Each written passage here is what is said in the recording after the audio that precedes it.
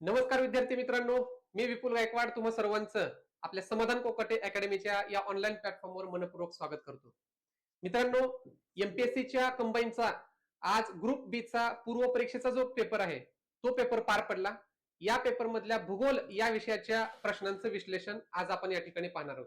तर चला सुरुवात करूया. बघा, आपल्याला माहिती आहे की भूगोलाचा जो पॅटर्न आहे 10 प्रश्न येतात. 10 प्रश्नामध्ये महाराष्ट्राचा भूगोल या घटकावरती सर्वात जास्त वेटेज असतो. त्याच्यानंतर भारताचा भूगोल आणि त्यानंतर जगाचा प्राकृतिक भूगोल असेल किंवा चालू घडामोडीशी काही संबंधित जे प्रश्न आहेत ते प्रश्न आपल्याला या प्रश्नपत्रिकेमध्ये आलेले बघायला मिळतात. तर चला एक एक प्रश्नांची आपण उत्तरे बघूयात काय आहेत ते. बघा, पहिला प्रश्न बघा काय विचारलेला आहे. 11 नंबरचा प्रश्न या ठिकाणी बघा. खालीलपैकी खालीलपैकी कोणती जोडी शहरी एकत्रीकरण या संकल्पनेमध्ये येते? शहरी एकत्रीकरण नावाची संकल्पना आपल्याला माहित असायला पाहिजे. त्याच्यावरती हा प्रश्न आलेला आहे. म्हणजे लोकसंख्याशास्त्र या घटकाशी, सामाजिक भूगोलामधल्या लोकसंख्याशास्त्र या घटकावरती हा प्रश्न आलेला आहे बघा. आता मुळात शहरी एकत्रीकरण नावाची संकल्पना जी आहे ती आपल्याला माहित असली पाहिजे. शहरी एकत्रीकरण नावाची संकल्पना काय की जे एक मुख्य शहर असेल आणि त्या मुख्य शहराच्या आजूबाजूचा उपनगराचा भाग असेल किंवा तिथला ग्रामीण भाग असेल किंवा त्या भागामधला जो काही नागरी भाग आहे ह्या सगळ्यांना एकत्रित घेऊन जे काही एक नागरी संकुल तयार होतं त्या नागरी संकुलाला शहरी एकत्रीकरण असं म्हणलं जातं. म्हणजे याच्यामध्ये कशाचा समावेश होतो? मुख्य शहर आणि त्याच्या सभोवतालचा जो काही उपनगरांचा किंवा लहान मोठ्या शहरांचा, नगरांचा जो काही भाग आहे तो भाग या ठिकाणी समाविष्ट होतो. मग अशी महाराष्ट्रामध्ये कोणकोणती शहर आहेत? मुंबई शहर असेल, म्हणजे मुंबई शहर आणि त्याच्या सभोवतालचा ठाणे असेल, कल्याण डोंबिवली असेल किंवा नवी मुंबईचा भाग असेल, तो सगळा त्या मुंबई महानगर प्रदेश प्राधिकरणामध्ये येतो. तो एक नागरी संकुल आहे. पुणे महानगर आहे, त्याच्या सभोवतालचा पुणे, पिंपरी चिंचवड असेल किंवा बाकीचे सगळे जे काही उपनगर आहेत त्यात तो सगळा भाग एकत्रितपणे येतो. छत्रपती संभाजीनगर असेल, नाशिक असेल, सोलापूर असेल, नागपूर असेल, ही जी काही सगळे आहेत ही सगळी शहरं शहरी एकत्रीकरण या संकल्पनेमध्ये येतात. कारण त्याच्या सभोवताली जी काही सगळी लहान मोठी शहरं तयार झालेली आहेत, सगळी नागरी भाग आहेत, सगळे उपनगर आहेत, त्यांना शहरी एकत्रीकरण या संकल्पनेखाली असं ते घटक घेतला जातो. तर अशी कोणती कोणती शहर आहेत बघा पर्यायामध्ये.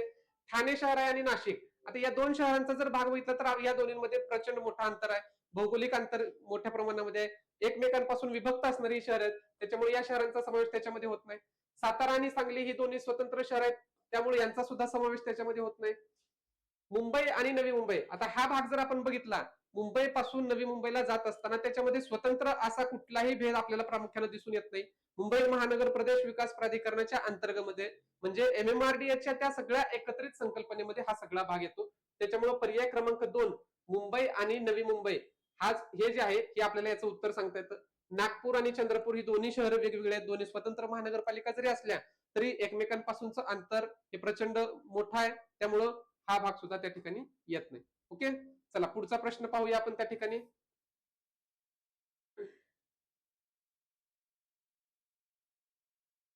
बघा काय विचारलेलं आहे. उत्तर महाराष्ट्रातील 150 मेगावॅटचा सौर ऊर्जा प्रकल्प कोणत्या जिल्ह्यामध्ये आहे असा प्रश्न विचारलाय.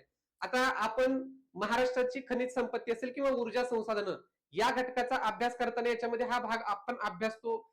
मात्र हा जो प्रश्न आहे हा प्रश्न थोडासा चालू घडामोडीशी संबंधित आलेला आपल्याला बघायला मिळतो. आता याचं उत्तर जे आहे ते आपल्याला महाराष्ट्राच्या आर्थिक पाहणी अहवालामध्ये मुख्यतः बघायला भेटतं. म्हणजे चालू घडामोडीशी संबंधित प्रश्न जे आहेत हे भूगोलामधले आयोगांचा पाठीमागच्या 2-3 जे काही परीक्षा झालेल्या आहेत त्याचा जर तुम्ही ट्रेंड बघितलात भूगोलामधला तर आपल्याला त्या पद्धतीने बघायला मिळतो. त्याच धर्तीवरती हा प्रश्न आलेला आहे. उत्तर काय आहे? धुळे, नाशिक, जळगाव आणि नंदुरबार.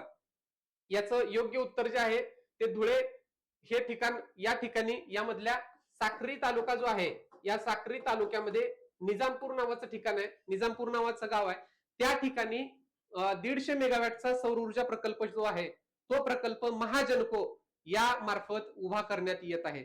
आता याच पद्धतीची रचना किंवा या पद्धतीचे जे सौर ऊर्जा प्रकल्प आहेत ते धाराशिव जिल्हा असेल, सोलापूर जिल्हा असेल किंवा लातूर जिल्हा या भागामध्ये सुद्धा किंवा मराठवाड्यातल्या काही भागामध्ये मोठ्या प्रमाणामध्ये विस्तारताना आपल्याला बघायला मिळतात. आता हा जसा सौर ऊर्जेच्या प्रकल्पाचा भाग आहे तसंच महाराष्ट्रामध्ये पवन ऊर्जेचं सुद्धा क्षेत्र मोठ्या प्रमाणामध्ये वाढत चाललेलं आहे. आणि त्यातल्या त्यात मराठवाड्यासारखा भाग असेल किंवा पश्चिम महाराष्ट्रातला काही भाग असेल यामध्ये मोठ्या प्रमाणामध्ये सौर ऊर्जा प्रकल्प जे आहेत, पवन ऊर्जा प्रकल्प जे आहेत ते वाढताना दिसत आहेत. त्याच्यामुळे येणाऱ्या परीक्षेमध्ये त्याच्यावरती सुद्धा प्रश्न अपेक्षित असू शकतो. त्यामुळे याचं योग्य उत्तर जर आपण बघायला गेलं तर धुळे या ठिकाणी 150 मेगावॅटचा सौर ऊर्जा प्रकल्प आपल्याला होताना बघायला मिळतो. ओके, पुढचा प्रश्न बघा. सियाचीन लडाख मधील कोणती हिम नदी शोक नदीमध्ये वाहते? भारतातील नदी प्रणाली असेल किंवा महाराष्ट्राची नदी प्रणाली. नदी प्रणालीवरती आयोग नेहमी वारंवार प्रश्न विचारत असतात. अशी एकही परीक्षा नसेल की ज्याच्यामध्ये नदी प्रणालीवरती प्रश्न विचारले नाही. त्याच्यामुळे भारतातल्या नदी प्रणालीवरती हा प्रश्न आलेला आहे. आता शोक ही जी नदी आहे, ही नदी मुळात सिंधू नदीची उपनदी आहे. सिंधू नदीची उपनदी आहे. कोणत्या कॉन्टेक्स्टनं प्रश्न आलेला आहे? भारत आणि पाकिस्तानमध्ये मागच्या काही वर्षांमध्ये जे काही ताणतणाव निर्माण होत आहेत त्याच्यामध्ये पाणी वाटपाच्या संदर्भामध्ये जे करार झालेले आहेत किंवा पाणी वाटप पाकिस्तानला पाणी सोडायचं की न सोडायचं याच्या संदर्भामध्ये ज्या काही घडामोडी होत आहेत त्याच्यावरती आधारित हा प्रश्न आलेला आहे बघा थोडासा. म्हणजे सिंधू नदी प्रणालीवरती हा प्रश्न आहे. आता सिंधू नदी प्रणाली ज्यावेळेस आपण बघत असतो त्यावेळेस आपल्याला सिंधू नदी आणि त्याच्या महत्वाच्या उपनद्या माहीत असायला पाहिजेत. त्या पद्धतीने बघा सिंधू नदी प्रणाली कशी आहे तर आपल्याला माहिती आहे की सिंधू नदीच्या ज्या काही मुख्य उपनद्या आहेत ज्या की उजव्या बाजूने मिळतात म्हणजे उत्तरेकडून मिळतात, या मुळात आपल्याला माहित असणं गरजेचं आहे. सिंधू नदी ही भारतातली अशी नदी आहे की जी फक्त आणि फक्त भारतातल्या लडाख या केंद्रशासित प्रदेशामध्ये वाहते. त्यामध्ये शोक ही जी नदी आहे ही महत्वाची उपनदी आहे. शोक सगळ्यात महत्वाची उपनदी आहे. शोकच्या नंतर शिगार नावाची सिंधू नदीची उपनदी आहे. ओके, आणि त्याच्यानंतर हंझा आणि गिलगिट नावाच्या दोन महत्वाच्या उपनद्या आपल्याला त्या ठिकाणी सिंधू नदीच्या बघायला मिळतात. आता ही शोक नदी जी आहे या शोक नदीलाच गलवान नावाची उपनदी मिळते आणि त्याचबरोबर महत्वाची जी उपनदी मिळते ती आहे रिमो नावाची जी काही उपनदी आहे ती सुद्धा शोक नदीला मिळते आणि ही शोक नदीचा आणि सिंधू नदीचा संगम त्या ठिकाणी होतो. ओके, आता ही शोक नदीच्या या भागामध्ये हा जो काही भाग आहे या भागामध्ये लडाख पर्वतरांग जे आहे ते आपल्याला पसरलेले दिसून येते आणि त्याच्याच दक्षिणेला या ठिकाणी झास्कर पर्वतरांग आपल्याला पसरलेले दिसून येते. या ठिकाणी झास्कर पर्वतरांग आहे. आता ह्या झास्कर पर्वतरांगेमधून झास्कर नावाची हिमनदी सुद्धा उगम पावते आणि त्याचबरोबर द्रास नावाची जी काही हिमनदी आहे ती सुद्धा झास्कर पर्वतरांगेमधून आपल्याला उगम पावताना बघायला मिळते. म्हणजे सिंधू नदी प्रणालीचा हा जो काही संपूर्ण भाग आहे हा संपूर्ण भाग आपल्याला माहित असायला पाहिजे. त्यामुळे याचं योग्य उत्तर जे आहे ते पर्याय क्रमांक 2 रिमो ही जी नदी आहे ही हिमनदी शोक नदीमध्ये वाहते. आता हिस्पार ही नदी कुठे आहे ते सुद्धा माहित असलं पाहिजे. सिंधू नदीचीच आहे मात्र ती सिंधू नदीला कुठं मिळते तर काराकोरम पर्वतरांगेमधून हिस्पार नावाची जी काही नदी आहे ती त्या ठिकाणी मिळते. आपल्याला शोकचं विचारलं होतं त्यामुळे रिमो येईल. झेमू ही जी नदी आहे झेमू ही नदी सुद्धा कुठे आहे तर ही नदी सिक्कीम मध्ये आपल्याला वाहताना दिसते. हिम नदीच आहेत. भारतातली दुसऱ्या क्रमांकाची सियाचीन नंतर झेमू नावाची सगळ्यात लांब असणारी हिम नदी आहे मात्र ती सिक्कीम मध्ये आहे. आणि ड्रंग ही जी हिम नदी आहे ही हिम नदी झास्कर या हिम नदीची उपनदी आपल्याला सांगता येतं. ओके, त्यामुळे सिंधू नदी प्रणालीवरती या पद्धतीनं प्रश्न आलेला आपल्याला बघायला मिळतो. चला पुढचा प्रश्न बघूया. बघा काय प्रश्न विचारलाय. कोकण किनारपट्टीचा जो भाग अरबी समुद्राच्या किनाऱ्यालगत सपाट भूरचनेचा आहे त्यास टिंबटिंब नावाने ओळखले जाते. महाराष्ट्राचा प्राकृतिक भूगोल या घटकावरचा कितीतरी वेळेस वाचलेला प्रश्न असणार आहे. या प्रश्नाचं उत्तर ज्याला माहित नाही त्याने एमपीएससी ची तयारी करू नये असं माझं स्पष्ट मत आहे. कारण प्रत्येक पुस्तकामध्ये कितीतरी वेळेस हे वाक्य वारंवार दिलेलं आहे. खलाटी वलाटी. खलाटी म्हणजे सखल भाग, वलाटी म्हणजे सह्याद्री पर्वतरांगेच्या पायथ्याचा भाग. त्याच्यामुळं अरबी समुद्राच्या किनाऱ्यालगत असणारा सखल भूभाग जो आहे त्याला आपण काय म्हणतो खलाटी असं म्हणतो. वलाटी माहित पाहिजे. वलाटी कुठं असते सह्याद्री पर्वतरांगेच्या पश्चिमेकडचा भाग मात्र पायथ्यालगतचा जो की डोंगराळ भाग आहे असा संपूर्ण भाग येतो. भाबर माहित असायला पाहिजे जुन्या गाळाचा प्रदेश. त्याच्यानंतर खवलाटी सपाट हे तर नाहीच आपल्याला माहित आहे. ओके, त्यामुळे याचं योग्य उत्तर पर्याय क्रमांक 1. चला पुढचा प्रश्न बघूया. बघा हा जो प्रश्न आहे हा प्रश्न आपल्याला साधारणतः मागच्या राज्यसेवेच्या परीक्षेला असेल किंवा कंबाईनच्या परीक्षेला कृषी या घटकावरती महाराष्ट्रातले जी काही प्रमुख कृषी विद्यापीठ आहेत या कृषी विद्यापीठांनी कोणत्या पिकांची वाण विकसित केलेल्या आहेत त्याच्यावरती आयोगानं वारंवार प्रश्न विचारताना आपल्याला ट्रेंड तसा जो आहे तो बघायला मिळतोय. या परीक्षेमध्ये सुद्धा हा ट्रेंड जो आहे तो रिपीट झालेला आहे. आपण कृषी या घटकामध्ये प्रमुख पिकं असतील किंवा प्रमुख फळं असतील त्यांचे वाण याच्या संदर्भामध्ये आपण वाचन करतो, माहिती जी काय आहे ती लक्षात ठेवण्याचा प्रयत्न करतो. मात्र स्वतंत्रपणे कृषी विद्यापीठांच्या संदर्भानं हा प्रश्न जो आहे तो आपल्याला या ठिकाणी विचारलेला आयोगानं बघायला मिळतो. तर उत्तर नेमकं काय आहे ते आपण थोडंसं बघूया. बघा, कोकणातील डॉक्टर बाळासाहेब सावंत कोकण कृषी विद्यापीठ कुठं आहे? दापोलीला आहे. या कृषी विद्यापीठानं आंब्याचे जे कोणते वाण निर्माण केलेले आहेत, विकसित केलेले आहेत, त्यांच्या जोड्या लावा असा प्रश्न विचारला. म्हणजे हे सगळे आंब्याचे वाण आहेत. आंब्याचे वाण आहेत. ओके, त्याच्यामधला बघा पहिला रत्ना हा जो आंब्याचा वाण आहे तो 1981 ला त्या ठिकाणी निर्माण करण्यात आला. त्यानंतर सिंधू नावाचा जो काही वाण आहे तो सिंधू नावाची आंब्याची वाण 1992 ला निर्माण करण्यात आला. कोकण रुची हा आंब्याचा वाण 1999 ला आणि कोकण सम्राट हा आता अलीकडं म्हणजे 2014 ला त्या ठिकाणी निर्माण करण्यात आला. त्याच्यामुळे पर्याय क्रमांक 4 आपल्याला याचं योग्य उत्तर आपल्याला त्या ठिकाणी सांगता येतं. ओके, चला पुढचा प्रश्न पाहूया. बघा, प्रश्न कशा पद्धतीने विचारला बघा. जलसिंचन या घटकावरती, महाराष्ट्रातील जलसिंचन या घटकावरती प्रश्न विचारलाय. खालीलपैकी कोणती जोडी किंवा जोड्या अयोग्य आहेत, म्हणजे चुकीच्या कोणत्या जोड्या आहेत तो भाग आपल्याला विचारलाय. प्रशासकीय विभाग दिलेला आहे, जिल्हा दिलेला आहे आणि तलाव किंवा जलाशय दिलेला आहे. याच्यामधल्या चुकीच्या जोड्या कोणत्या आहेत त्या आपल्याला बघायच्या. पहिला भाग बघा, छत्रपती संभाजीनगर विभाग दिलेला आहे, जिल्हा आहे धाराशिव आणि तावरजा हा जलाशय किंवा तलाव या जिल्ह्यामध्ये आहे का? तर तावरजा हा जलाशय कुठं आहे? लातूर या जिल्ह्यामध्ये. तुम्ही ज्यावेळेस गोदावरी नदी प्रणाली अभ्यासता, गोदावरी नदी प्रणालीची जी काय नदी प्रणालीमध्ये मांजरा ही गोदावरीची एक मुख्य उपनदी आहे आणि मांजराला मिळणारी जी मुख्य सहाय्यक नदी आहे त्याच्यामध्ये तावरजा ही नदी आहे. आणि तावरजा नदीचं जे काय क्षेत्र आहे, जे वहन क्षेत्र आहे ते प्रामुख्याने लातूर जिल्ह्यामध्ये आहे. त्यामुळे लातूर हे तावरजा या ठिकाणी तावरजा जलाशय जो आहे तो लातूरमध्ये आपल्याला बघायला मिळतो. धाराशिव आहे, धाराशिव मध्ये तेरणा नावाचा मुख्य प्रकल्प आहे. त्यामुळं तावरजाचं योग्य उत्तर काय असावं लागतं? लातूर. त्याच्यामुळे पहिलाच पर्याय जो आहे आपल्याला चुकीचा बघायला मिळतो. नागपूर विभाग आहे, भंडारा जिल्हा आहे, बरोबर आहे. आणि उमरझरी नावाचा जो काही तलाव आहे किंवा जो जलाशय आहे तो आपल्याला त्या जिल्ह्यामध्ये बघायला मिळतो. त्याच्यामुळे पर्याय क्रमांक ब हे योग्य आहे. अमरावतीमध्ये वाशिम जिल्हा आहे का? तर नक्कीच आहे. आणि त्यामध्ये चिखली नावाचा जे काही जलाशय आहे किंवा जो तलाव आहे तो आपल्याला बघायला मिळतो. चिखली नावाचा तालुका सुद्धा आहे आणि तो तालुका आपल्याला बुलढाणा जिल्ह्यामध्ये बघायला मिळतो. मात्र जलाशय विचारला असल्या कारणानं जलाशय वाशिम जिल्ह्यामध्ये सुद्धा चिखली नावाचं जलाशय आहे, आपल्याला माहित असायला पाहिजे. आणि कोकणामध्ये सिंधुदुर्ग जिल्हा आहे आणि त्या ठिकाणी शिवडाव नावाचं जे जलाशय आहे, जे धरण आहे किंवा जे तलाव आहे ते आपल्याला त्या ठिकाणी पाहायला मिळतं. त्यामुळं अयोग्य जोडी कोणती आहे? तर पर्याय क्रमांक 1 फक्त अ पर्याय क्रमांक ए आपल्याला याचं योग्य उत्तर त्या ठिकाणी सांगता येतं. ओके, चला पुढचा प्रश्न पाहूया. काय विचारलंय बघा.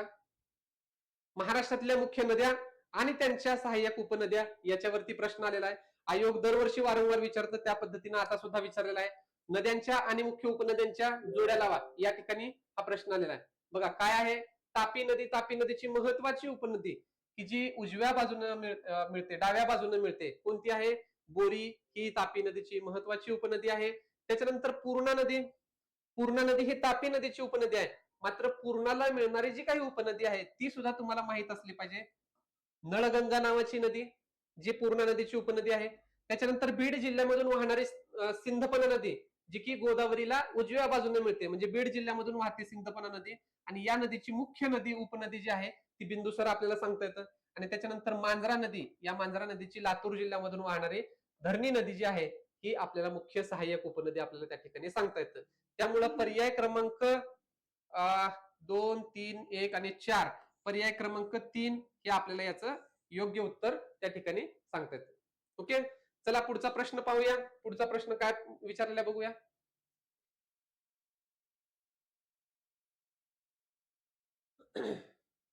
बघा, महाराष्ट्राच्या संदर्भात खालील विधानांवरून जिल्हा ओळखा. विधानं दिलेली आहेत आणि ते कोणत्या जिल्ह्याच्या संदर्भामध्ये आहे हे आपल्याला माहित असलं पाहिजे. तलावांचं शहर या जिल्ह्यामध्ये स्थित आहे. पहिलं महत्वाचा घटक तलावांचं शहर ते कोणतं आहे ते जर फिक्स माहित असेल तर आपल्याला डायरेक्ट उत्तर काढता येतं. तलावांचा जिल्हा कोणता आहे आपल्याला माहिती आहे, आपण वारंवार वाचतो. तलावांचा जिल्हा भंडारा. तसं तलावांचं शहर जे आहे हे ठाणे या शहराला ओळखलं जातं. ठाणे शहर जे आहे ते तलावांचं शहर म्हणून ओळखलं जातं. ठाणे शहरामध्ये लहान मोठे अनेक तलाव आहेत, त्यामुळे तलावांचं शहर म्हणून ठाणे या शहराची विशेष ओळख आहे. त्याच्यानंतर बघा, या जिल्ह्यात दारुगोळा व शस्त्रास्त्र निर्मितीचा कारखाना आहे का ठाणे जिल्ह्यामध्ये? नक्कीच आहे. कुठं आहे? तर अंबरनाथला दारुगोळा आणि शस्त्रास्त्र निर्मितीचा कारखाना त्या ठिकाणी उभा केलेला आहे. त्याच्यामुळे याचं उत्तर आपल्याला ठाणे हे माहित असायला पाहिजे. रायगड येणार नाही, पुणे येणार नाही, ठाणे पर्याय क्रमांक 3 आपल्याला याचं योग्य उत्तर त्या ठिकाणी सांगता येतं. त्यानंतर काय विचारलंय? एक तालुका धातूच्या वस्तू व त्यावरील नक्षीकाम यासाठी प्रसिद्ध आहे. असा कोणता तालुका आहे? ठाणे जिल्ह्यामधला कल्याण हा जो काही तालुका आहे, कल्याण आणि पालघर मधला शहापूर तालुका, या दोन तालुक्यांमध्ये जवळचा तालुका जर बघायला गेला तर कल्याण या तालुक्यामध्ये पितळी धातू जे आहे, पितळी भांड्यावरती नक्षीकाम त्या ठिकाणी केलं जातं. तिथल्या वस्तू त्या ठिकाणी पितळ्याच्या मोठ्या प्रमाणामध्ये बनवल्या जातात, तांब्याच्या, पितळेच्या. त्यामुळं धातूच्या वस्तू आणि त्यावरील नक्षीकाम यासाठी प्रसिद्ध आहे का? तर कल्याण तालुका प्रसिद्ध आहे आणि कल्याण तालुका ठाणे जिल्ह्यामध्येच येतो. त्यामुळं आपल्याला त्याचं माहित असलं पाहिजे. त्यानंतर बघा, मुशी जातीचे गवत या जिल्ह्यात मोठ्या प्रमाणामध्ये आढळते. आता मुशी जातीचे जे गवत आहे, हे गवत जनावरांसाठी चारा किंवा खाद्य म्हणून वापरलं जातं आणि त्याचा आढळ जो आहे किंवा त्याचं जे स्थान आहे ते आपल्याला ठाणे जिल्ह्यामध्ये पाहायला मिळतं. त्यामुळे पर्याय क्रमांक 3 ठाणे ह्या जिल्हा याचं योग्य उत्तर सांगता येईल.